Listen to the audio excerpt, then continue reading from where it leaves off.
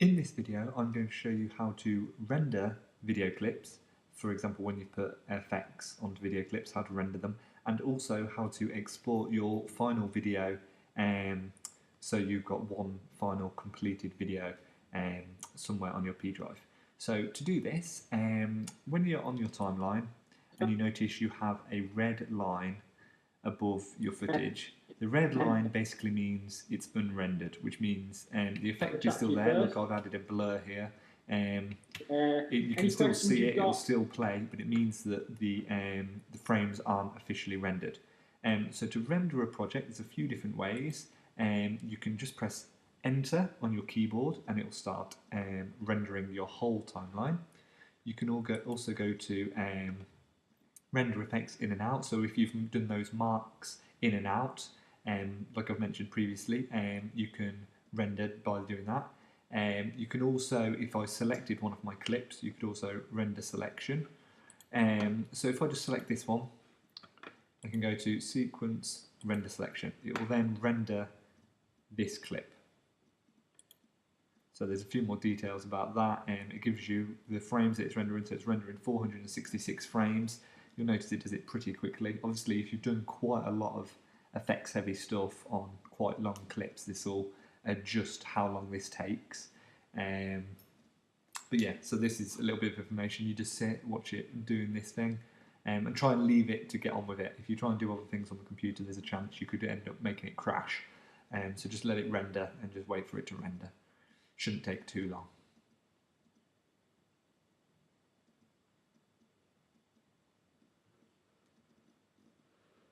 So you'll notice you will notice as soon as it's finished and rendered, it's gone green. Yellow basically means there isn't anything that needs rendering. It's just that you've got the footage as it is.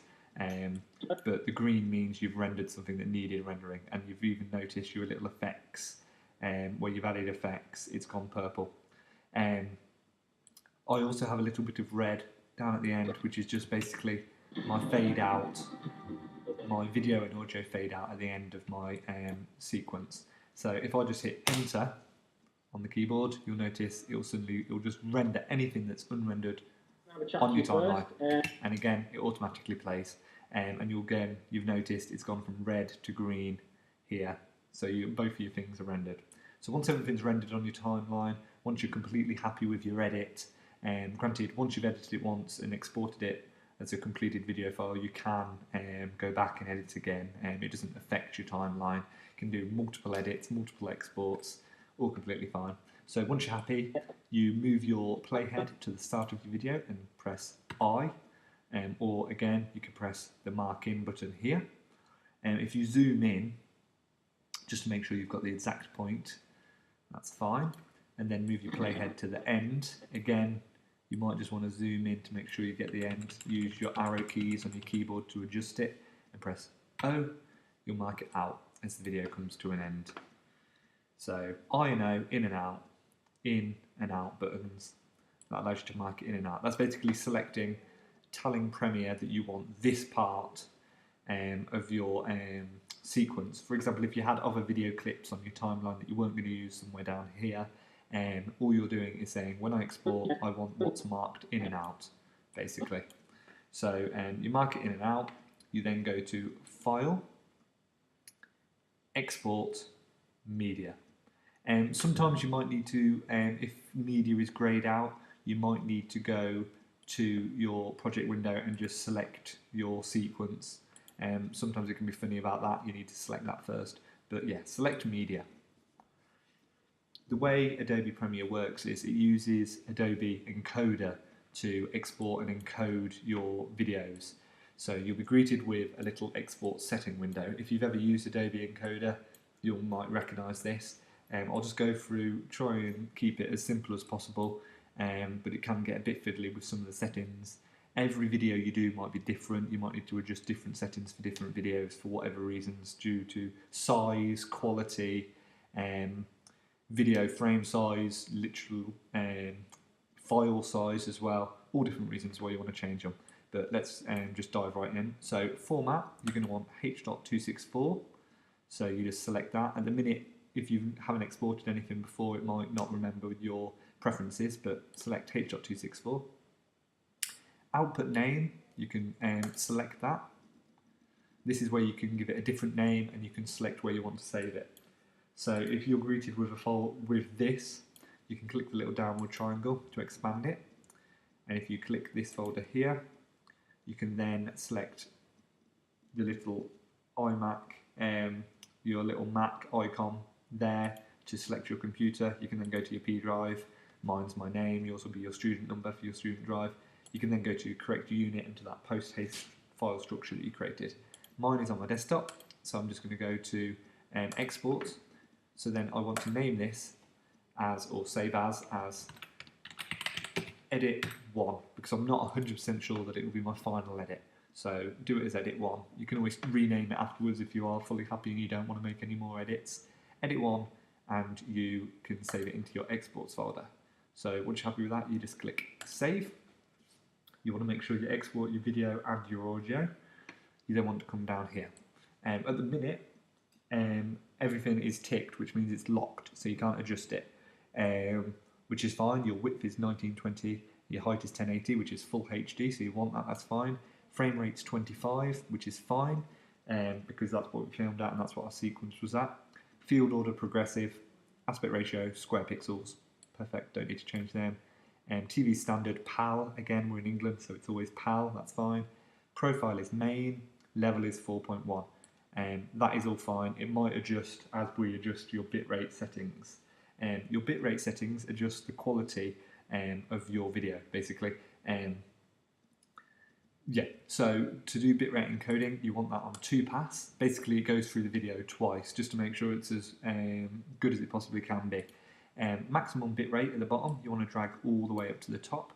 And target bitrate, as you adjust this, you'll notice down here your estimated file size will go up and down as you change your target bitrate. So obviously this is just estimated, so it can be a little out, but for a video, for example my video is 1 minute 49, it does not need to be 180 meg. So if I take this down to target bitrate of 2, that makes it 30 meg. That'll more than likely be absolutely fine. You'll also notice now that my level has gone to 5.2. I don't know why it's automatically changed to that, but I'm just going to change that. So if you just de-click profile, that allows you to then de-click your level. So then level, let's just put that back onto 4.2, which is fine for the size of video you're doing, which is full HD, 4.2. I won't go into too much detail about the levels. Basically, you'll adjust them on different sizes of video that you do. So if you did a 360 size video or a 640 or a 720, your level might change. But don't worry about that for now. You're just looking at about 4.2. You'll notice I'm still on 30 meg. If I just scroll up, it's always worth just double checking these settings, make sure everything's still fine and nothing's changed. You then want to go to the audio tab. At the audio tab, you want to scroll down. The only thing you want to change is your bitrate again. Doesn't need to be 320, it can be 128. I'll do that and you'll know estimated file size has again dropped because you're knocking down the quality of your audio. Don't worry, it'll still be perfectly fine at 128. If you upload things to YouTube, it automatically puts all your audio at 128 anyway, so there's no point in putting like quality music tracks that give you a huge file size when you put it onto YouTube for streaming and all it does is compress it anyway. 128 will be more than enough. So that's all you need to change in the audio. If you click on multiplexer, you'll just make sure that you're exporting it as an MP4 file and that the streaming compatibility is just standard, allowing you to play it on any device that's capable of playing an MP4 file, which is most. Then the only settings you need to do, once you've done that, you can queue it. Queuing it, as it says there, will add it to Adobe Media Encoder, which allows you to add it to the queue, so it's sitting there waiting to export, so you can then go and open a different Premiere Pro project and line up maybe another export and queue that one too, and then you can export them one after the other. But as we're only doing one single project now, we'll just click export and the video will start to export straight away. This can take some time, so I will just skip to the end when it's finished encoding.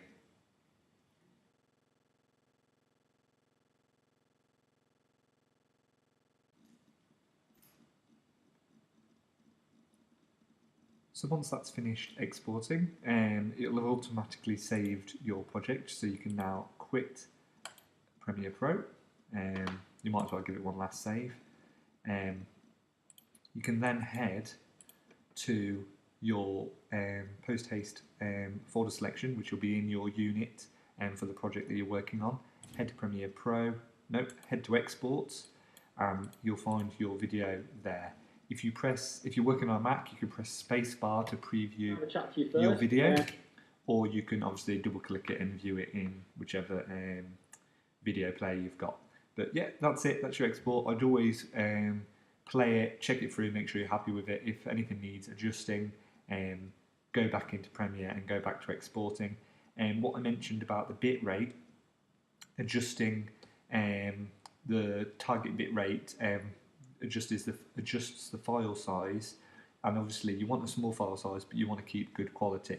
So it's a kind of a bit of give and take, and you need to find the balance, and you'll do that just by exporting it a couple of times. Always check it back before you go uploading it to YouTube, because if you export it, you upload it to YouTube, and then you watch it and go, oh, damn, doesn't look brilliant, you're going to have to go back anyway. So check it through, make sure you're happy with it, and then upload it to YouTube. But that's how you export.